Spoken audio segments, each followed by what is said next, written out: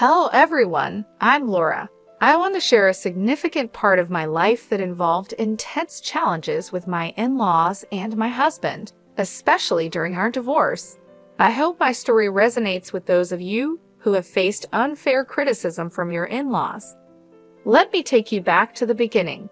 I met Liam, my now estranged husband, on a dating app when I was a 21-year-old college student. Liam was 25, employed, and stable. Despite our age difference, we fell in love. I always believed that love isn't bound by age or looks, so Liam being older never bothered me. However, Liam was troubled by our age gap. He often asked, "Why are you with me, Laura? You could find someone your age who might be a better match." But I chose him because I loved him, and to me, age was just a number. Liam's insecurities ran deep. He would persist, "There must be other reasons, Laura. It's not usual for someone like you to love someone like me. I wish you'd just tell me the real reason." I reassured him repeatedly that my feelings were genuine. I wasn't interested in dating someone my age. I loved him, and that was what mattered to me. Despite my assurances, Liam's self-doubt lingered, hinting at deeper self-esteem issues that seemed to have kept him single before we met.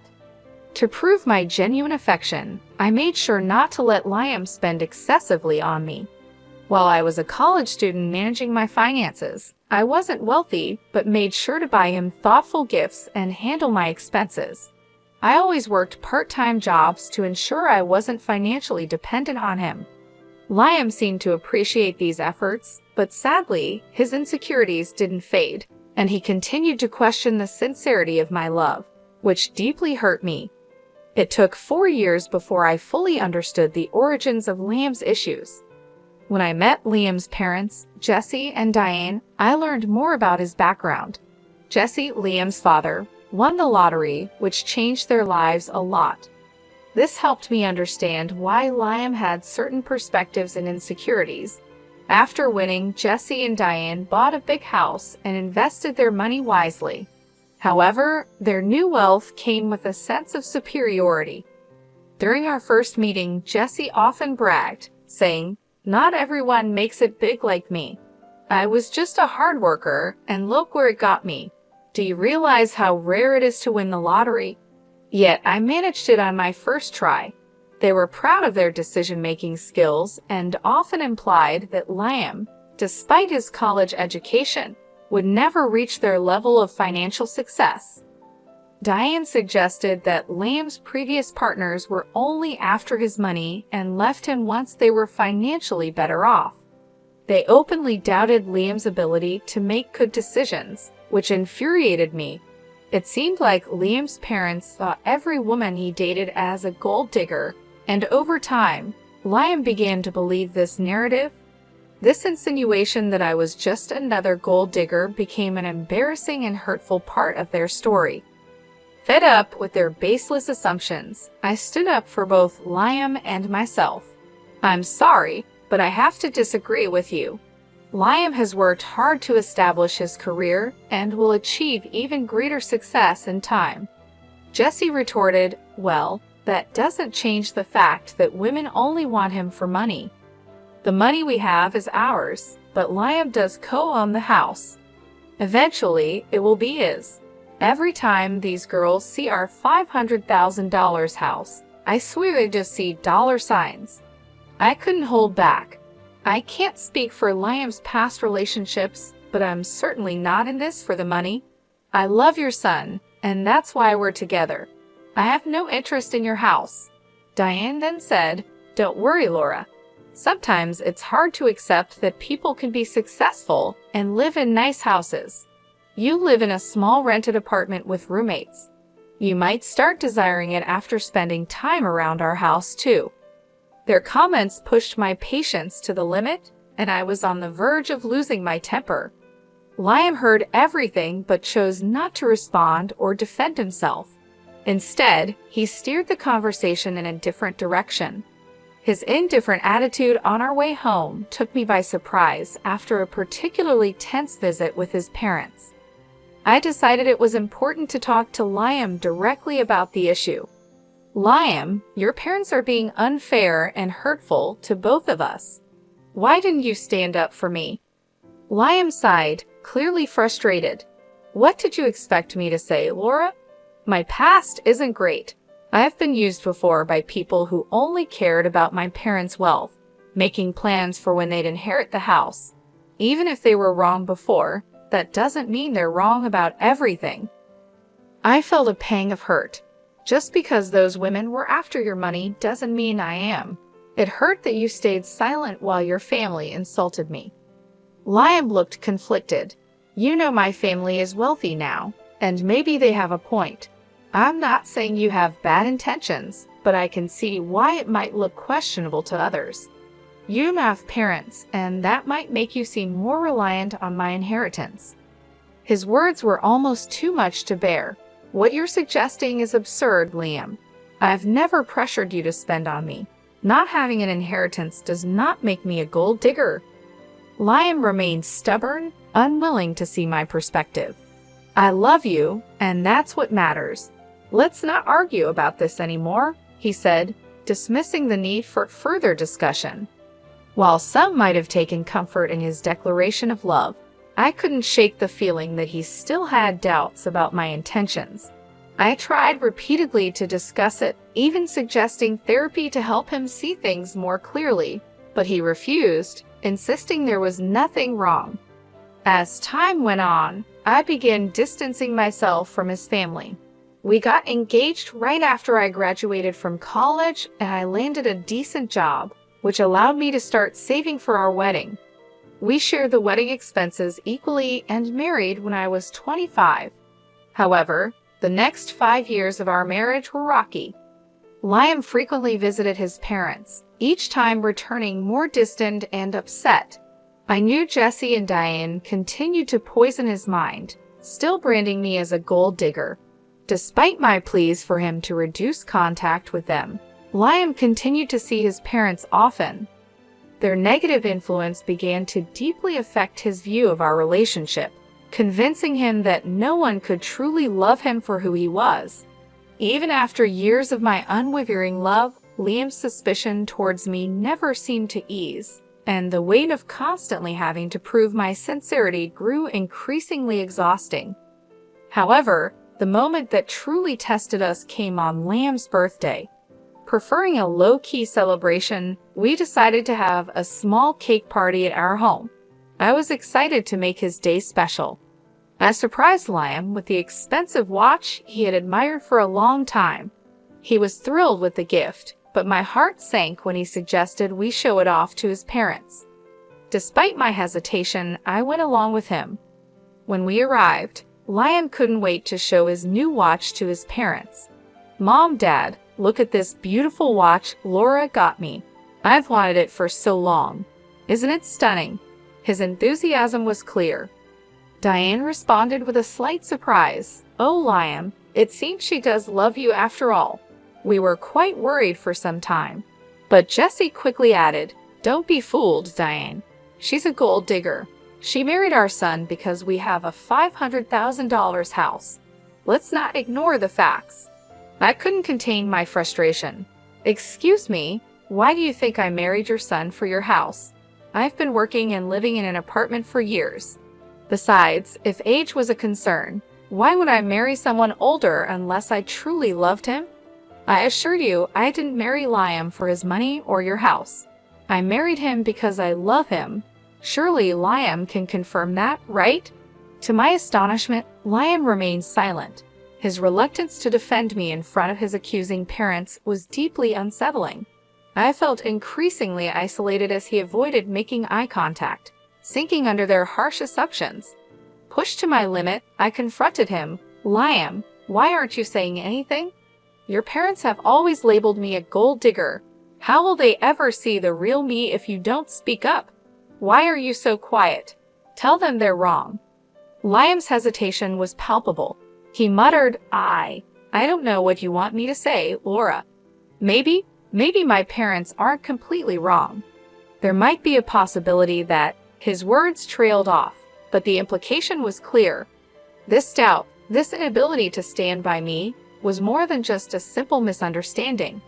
It was a fundamental crack in the foundation of our relationship, casting a shadow over our love and my place in his life. Liam's birthday celebration quickly turned sour. I was astounded by the accusations flying my way. "Are you serious right now, Liam? You believe I married you for your assets?" His parents chimed in, their suspicion clear. "Oddly, you've never thought about buying a house, have you? For someone renting, owning a home should be a top priority. You haven't even talked about it with him. Our place is out of your price range. You could never afford something like this on your own, so marrying Liam and settling here seems more logical." Liam looked at me with a mix of doubt and confusion. "Yeah, Laura, why would you marry me? You might have feelings for me, but I think there's more to it than just love." I was left speechless by their words. All the love and affection I had felt for Liam seemed to disappear instantly. Both my in-laws and my husband saw me as nothing more than a gold digger. While the skepticism from his parents was hurtful, Liam's agreement cut the deepest. At that moment, I had decided to end our marriage. I didn't reveal my decision right away. Instead, I waited for the right moment. Once Liam and I were back home, I contacted a lawyer and began the divorce process. The lawyer assured me that everything would be ready within a week. Meanwhile, I moved into a separate room to give myself some space. Liam thought I was just cooling off and had no idea of my intentions. When the divorce papers were ready, I gathered my belongings and left. Liam, clearly distressed, called me in a panic. I told him to meet me at a specific address and to bring his parents. Despite his confusion, he complied. As they arrived, I stood waiting on the porch of a stunning house. Their expressions shifted to surprise as they took in the scene. "You must be wondering why I brought you here," I said, gesturing to the luxurious surroundings. "It's a beautiful house, isn't it? No one can compare their home to this one. It's worth around $5 million in today's market. Quite expensive, right?" The dramatic setting was my way of showing them that their accusations and suspicions were unfounded. I was not the person they thought I was, and I needed to make that clear in the most unforgettable way. "But it's worth every penny," I said, gesturing toward the lavish interior of the house, which also boasted furniture worth millions. "What is this place, Laura? I don't understand why you have access to such a house," Liam asked, puzzled. "Why don't you all come in so we can talk properly? I can't explain everything standing here on the porch," I suggested, brushing off their astonishment as I led them inside. They followed, their eyes widening in awe at the opulent decor. As we settled into the plush sofas, I took a deep breath, ready to address the elephant in the room. "I've made a decision, and that's why we're here. I filed for divorce," I stated, handing over the papers. "We can proceed with an uncontested divorce if you agree." "What? I don't understand. Why are you filing for divorce?" Liam's voice was a mix of confusion and concern. "It's simple," I replied. I said, my voice steady despite the storm of emotions inside me. "You and your parents think I'm a gold digger. You believe I married you for your house and money. Despite everything I've said, you've refused to listen. So it's better for everyone if I leave, sparing you from what you deem my gold-digging tendencies. You're considering divorce just because my parents spoke what they believed to be the truth." "That's ridiculous," Liam retorted, disbelief coloring his tone. "I think it's for the best," I replied, firm in my resolve. His mother, watching the exchange with an unreadable expression, chimed in. "If she's so adamant, you should just sign the papers, Liam. Then at least you can find someone who truly loves you." "Why did you bring us to this house, Laura? Do you expect me to buy this for you as part of our divorce settlement?" Liam asked, suspicion in his voice. "Why would I need you to buy this house, Liam? This house is already mine," I answered calmly, watching their shock and disbelief unfold. They looked at me as if I were joking. "How on earth can you afford a house like this? Your renting and your job isn't enough to cover something like this." "Stop lying to us," Liam's father demanded, his tone sharp with suspicion. Their disbelief was palpable, but I was ready to prove my independence and financial capability once and for all. "I'm not lying," I asserted firmly. "Liam, remember when I mentioned that my parents left me some inheritance? Well, this house is part of it. It's under a trust for now, but I will officially inherit it when I turn 32. I don't need to work a high-paying job because I have a trust fund waiting for me." "That's impossible," Liam interjected. "Your parents passed away a long time ago. They should have given you the house earlier." "My parents were aware of the potential leeches I might attract," I explained. "So they instructed me never to disclose the house or the trust fund to anyone. They wanted to keep everything safe until I turned 32. By then, they hoped I would be settled with someone who genuinely cared about me, not my inheritance." "Oh my God, Laura, you should have told us about your wealth. We had no idea. This is a sizable house you have. We could all live very comfortably here," Liam's mother exclaimed.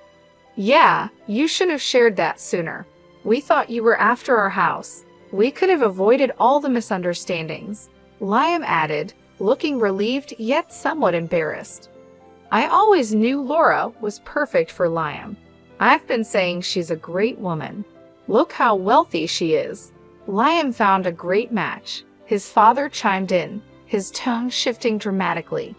Hearing this, I couldn't help but laugh. Their attitude toward me had changed so quickly it made my head spin. What was even more bizarre was that they seemed to forget about the divorce papers I had brought. Pulling out the papers, I signed them. As I was saying, "Here's my signature for an uncontested divorce. You can just sign these to make it easy. If you want to fight, we can take this to court, but I won't live with you anymore." "Wait, Laura, listen to me. There's no need to rush this," Liam pleaded. "You've already proven you're not a gold digger. There's no reason to get a divorce anymore. We even apologize for any misunderstanding. That should make things better, right?" "Yes, Jesse is right. We're sorry, Laura. We doubted you for no reason," his mother added, her voice filled with regret. Despite their apologies and sudden change of heart, the memory of their judgments and accusations lingered in my mind. I couldn't stay in a relationship where trust had to be proven rather than given. "I don't want your insincere apologies," I said firmly, my resolve unwavering. "For 4 years, you allowed your family to berate me and call me a gold digger. I expected you to defend me, but instead, you sided with them and even accused me of the same. I can't stay with someone who doesn't respect his wife. I'm done, Liam. We can part ways amicably or involve the courts. The choice is yours." Diane and Jesse tried desperately to change my mind, pleading with me to overlook the past. To them, what had happened was just a minor misunderstanding. However, their lack of genuine remorse for tarnishing my reputation only fueled my anger. When I reached my breaking point, I demanded that they leave before I called the police. My firm stance intimidated them, and they left without further argument. Over the next few weeks, Liam and his parents continued to harass me. They begged, pleaded, and even offered bribes to persuade me to stay. Their belief that money could sway my decision only intensified my fury. It was a stark reminder that they still saw me as someone motivated by financial gain. Ironically, since Liam co-owned the house with his parents, I was entitled to half of his share, which only fueled their desperation for reconciliation despite their relentless attempts. I stayed firm in my decision to leave. I moved all my belongings to my parents' house, asserting my right to stay there even before officially taking ownership. Liam and his parents kept trying to reach out, so I changed my phone number to avoid their constant calls from unknown numbers. Liam even tried to discuss matters at my workplace, but I had informed security beforehand, and they asked him to leave. Liam still hadn't signed the divorce papers, holding out hope that I would change my mind. Nearly a year has passed, and the situation remains unresolved, showing how complex and emotional our lives had become. With less than a year left until the divorce is finalized, I've managed quite well on my own. Living independently, I found both happiness and financial stability. While I've gone on a few dates, I'm not considering anything serious at the moment. According to a cousin of Liam, his family is now worried about having to pay me my rightful share of the house. The legal fees are mounting, and their savings are proving to be insufficient. Liam is even advocating for selling the house, harboring resentment toward his parents for the chaos they've caused in his life. At this point, I simply don't care about their problems. My only goal is to be free from that toxic family and move on with my life, leaving the chaos and negativity behind. My parents welcomed me back with open arms, providing the support and comfort I needed during this difficult time. They were surprised by the turn of events but understood my decision. Moving back home allowed me to reconnect with old friends and focus on rebuilding my life. I found a new job that I enjoy, and my colleagues have become a second family to me. Liam and his parents didn't give up easily. They continued to send letters and emails, pleading for reconciliation. I ignored their attempts, knowing that engaging with them would only prolong the emotional turmoil. It was clear to me that they were more concerned about their financial situation than genuinely apologizing for their behavior. During this time, I focused on self-improvement and personal growth. I enrolled in a few online courses to enhance my skills and took up new hobbies to keep myself busy. I also started therapy to help process my emotions and ensure I was making the best decisions for my future. My therapist helped me see that walking away from a toxic relationship was the right choice, and I began to feel more confident in my decision. As the divorce process dragged on, I made sure to document everything. I kept detailed records of all communications and interactions with Liam and his family. This meticulous approach proved helpful as my lawyer navigated the legal complexities of the case. It also gave me a sense of control over a situation that had felt so overwhelming. Despite their relentless attempts to win me back, I stood my ground. I knew that returning to Liam would mean subjecting myself to more years of distrust and manipulation. I deserved better than that, and I was determined to create a life free from their influence. Liam's cousin kept me updated on their financial struggles. The mounting legal fees and the prospect of losing the house were taking a toll on them.